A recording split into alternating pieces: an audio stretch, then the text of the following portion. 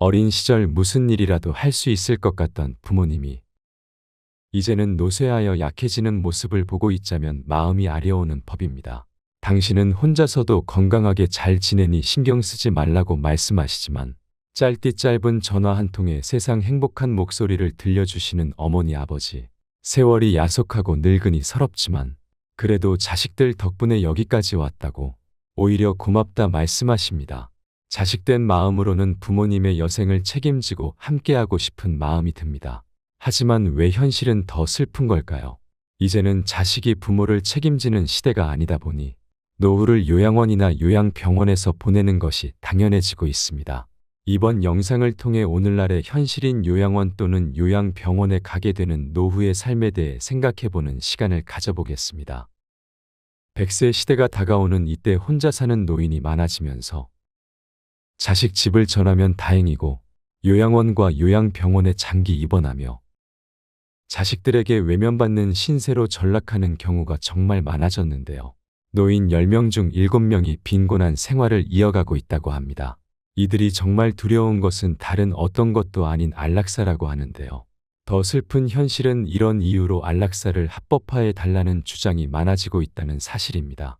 스위스에서 안락사를 선택한 한국인이 약 10명에 달하며 관련 단체와 대기 중인 사람도 300명에 이른다고 하는 통계가 지금 세상의 현실을 반영하는 것 같습니다. 이제는 자식이 부모를 책임지는 시대가 아니다 보니 노후를 요양원이나 요양병원에서 보내는 것이 당연해지고 있는데요. 요양병원에 근무하는 한 의사 선생님의 글을 소개해 드리겠습니다.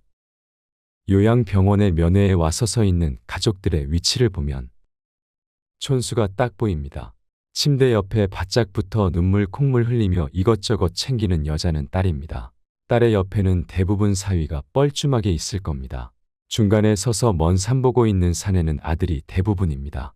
그리고 병원 복도에서 휴대폰을 만지작거리고 있는 여자는 며느리입니다. 우리 시대에서 분명 열심히 키운 것은 아들일 건데 놀랍게도 대부분 딸들이 이따금씩 찾아와 말동무도 해주고 따뜻한 음식도 준비해 와서 챙겨주더라는 겁니다.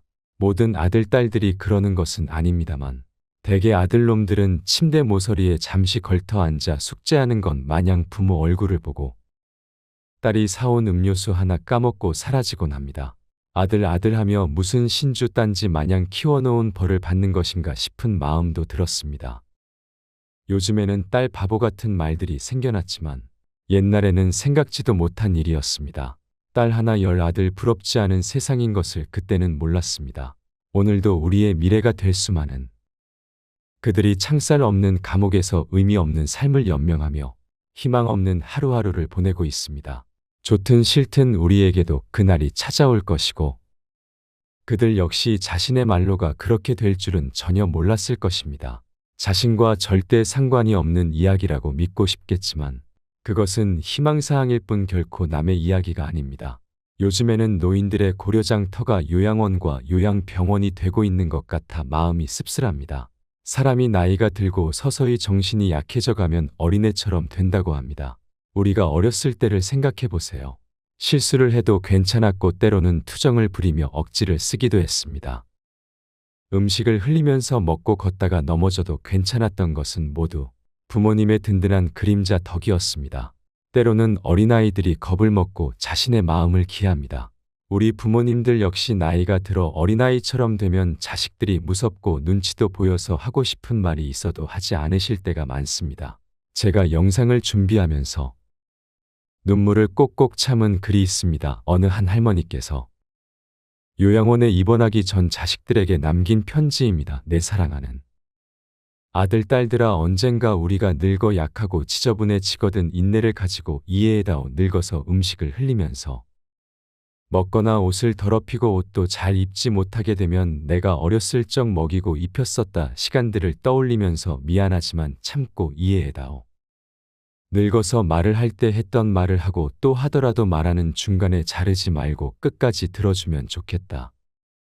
내가 어렸을 때 좋아하고 듣고 싶어 했던 이야기를 내가 잠이 들 때까지 셀 수 없이 되풀이하면서 들려주지 않았니? 훗날에 혹시 목욕하는 것을 싫어하면 너무 부끄럽게 하거나 타박하지 말아다오. 수없이 핑계를 대면서 목욕을 하지 않으려고 도망치던 너를 씻기려고 따라다니던 모습을 기억해 주거라. 혹시 새로 나온 기술을 잘 모르면 그 방법을 자상하게 가르쳐다오. 우리는 너에게 얼마나 많은 것을 가르쳐 주었는지 아니. 상하지 않은 음식을 먹는 법, 옷을 입는 법, 힘들 때 이겨내는 방법 등 삶에 도움이 되는 많은 것들을 알려주었단다. 점점 기억력이 약해져 무언가를 자주 잊어버리거나 말이 막혀 대화가 잘 안 될 때면 성급해하지 말고 기억하는 데 필요한 시간을 좀 내어주지 않겠니?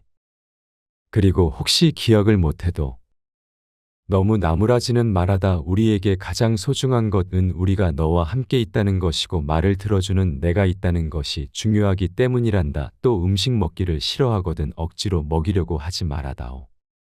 언제 먹어야 하는지 혹은 먹지 말아야 하는지는 잘 알고 있단다. 다리가 힘이 없고 쇠약하여 잘 걷지 못하게 되거든. 걷는 것이 위험하지 않게 도와다오. 내가 뒤동거리며 처음 걸음마를 배울 때 우리가 한 것처럼 너의 손을 빌려다오. 그리고 언젠가 우리가 더 이상 살고 싶지 않다고 말을 하면 우리에게 화내지 말아다오. 너도 언젠가 우리를 이해하게 될 거란다. 노인이 된 우리는 인생을 그냥 단순히 살아온 것이 아니라 사는 것은 투쟁이었고 사느냐 죽느냐 많이도 넘어왔다. 비록 우리가 너를 키우면서 많은 실수를 했어도 우리는 부모로서 줄 수 있는 가장 좋은 것들과 부모로서 보여줄 수 있는 가장 좋은 삶을 너에게 보여주려고 뼈를 깎으며 한 몸 바쳐 최선을 다했단다. 내 사랑하는 아들, 딸들아, 너희가 어디에 있든지 무엇을 하든지 너를 사랑한다. 너의 모든 것을 사랑한단다. 담담하게 눌러쓴 편지에서 자식을 사랑하는 마음이 느껴져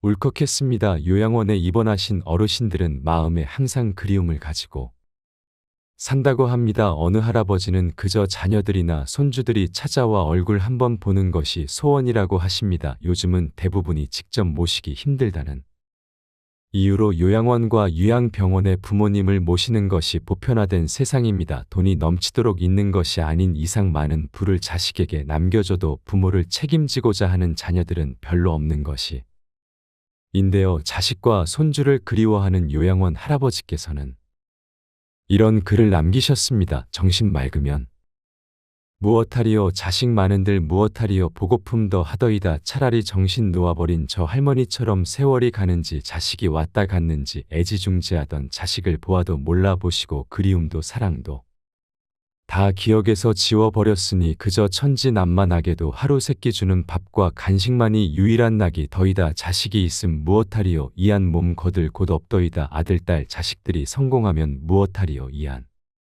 몸 갈 곳 없어 여기까지 흘러왔더이다. 허리띠 졸라매고 최고 학벌 자랑하며 고생도 보람으로 알고 자식 뒷바라지 했던들 무엇하리요. 작디 작은 이한 몸 자식 아닌 사람 손에 매인 것을 인생 종차 격인 이곳까지 참 멀고도 힘들었습니다. 종착역에 벗은 많으나 마음 나눌 곳 없어 외롭더라. 못 보는 사람 듣지 못하는 사람 속에 있으니 맑은 정신은 더 외롭더라. 치매로 정신을 망각하면 차라리 고통에서 벗어나는 유일한 방법인지도 모르겠습니다. 몸쇠하고 정신 맑으면 무엇하리요. 괴로움만 더한 것을 가는 마당에 야속함 사랑도 그리움도 추억도 정신에서 모두 내려놓으니 차라리 마음이 홀가분할 뿐 모진 비바람 다 지나가고 이제는 조용히 흐르는 저 호수 같은 잔잔한 마음으로 살아갈 뿐입니다. 할아버지의 지난 인생이 그려져 마음 먹먹해지네요. 여러분은 이 글을 듣고 어떤 마음이 들었나요? 누군가 아버지로서 산다는 것은 정말 어려운 일입니다. 가장은 어깨에 모든 것을 짊어지고 살아가는 존재로서 올 곳이 없어 슬픈 존재이기도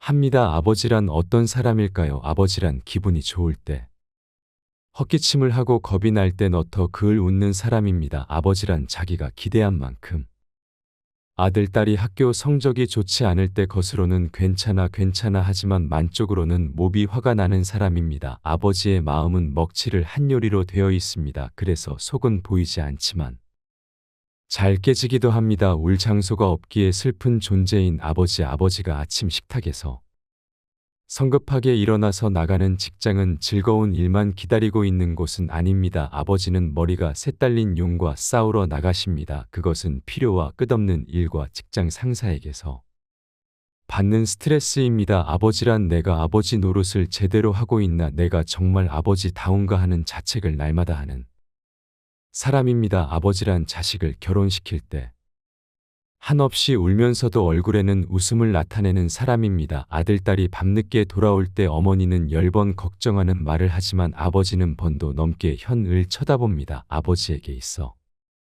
최고의 자랑은 자식들이 남에게서 칭찬을 받을 때라고 합니다. 아버지들이 가장 꺼림칙하게 생각하는 속담이 있습니다. 가장 좋은 선생은 손수 모범을 보이는 것이다라는 속담입니다. 아버지는 늘 자식들에게 그럴듯한 교훈을 하면서도 실제 자신이 모범을 보이지 못하기 때문에 이 점에 있어 미안하게 생각도 하고 콤플렉스도 가지고 있습니다. 아버지는 이중적인 태도를 곧잘 취합니다. 그 이유는 아들, 딸들이 나를 닮아 주었으면 하고 생각하면서도 나를 닮지 않아 주었으면 하는 생각을 동시에 하기 때문입니다. 아버지에 대한 우리의 인상은 나이에 따라 달라집니다. 일반적으로 나이에 따라 변하는 아버지의 인상은 어릴 때는 무엇이나 다 할 수 있는 나의 영웅이었고, 청년 되었을 땐 세대 차이가 나고 이해가 안 가는 존재였으며, 중년이 되어서는 올바른 조언을 해주시는 훌륭한 삶의 길잡이입니다. 아버지 안 돌아가신 뒤에도 두고두고 그 말씀이 생각나는 사람입니다. 아버지 안 돌아가신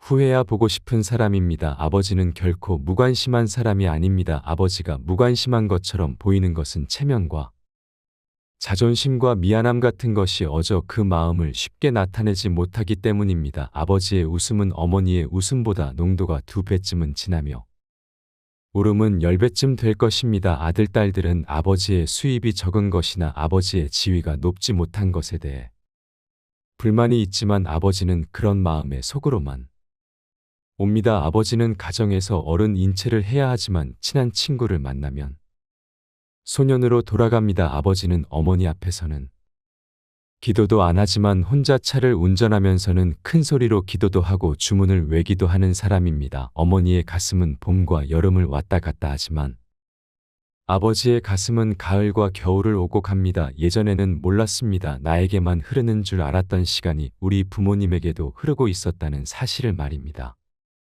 자식 나 당신들의 삶을 제대로 누르지 못했고 한 해 한 해 지날 때마다 깊어지는 주름을 보고 있으면 좀 더 잘해드리지 못한 지난 날이 후회되고 합니다. 그러니 살아생전에 전화도 자주 드리고 한 번이라도 더 찾아뵙고 맛있는 것도 함께 먹는 것이 이제는 최고의 효도가 아닐까 생각하게 됩니다. 언젠가 이별의 날이 찾아온다 생각하면 서울 퍼지지만 더 많이 했던 날들만 기억하고 싶기에 자주 찾아뵙고자 합니다. 시간은 되돌릴 수가 없습니다. 다가올 미래에 잘 돼서 효도해야지 생각하는 것보다 현재 내가 할 수 있는 최선을 다해 부모님을 사랑하세요. 인생의 우여곡절을 겪으면서 이겨내온 우리의 삶이 얼마나 아름다운지 한번 돌아보세요. 세월의 풍파를 맞으며 우리의 몸은 조금 작아졌지만 마음은 여전히 무궁무진하게 자라나고 있습니다. 가난한 자신을 원망하며 살아가는 노인들의 이야기가 더 이상 남일같이 느껴지지 않습니다. 숨쉴 틈도 없이 자식 키우며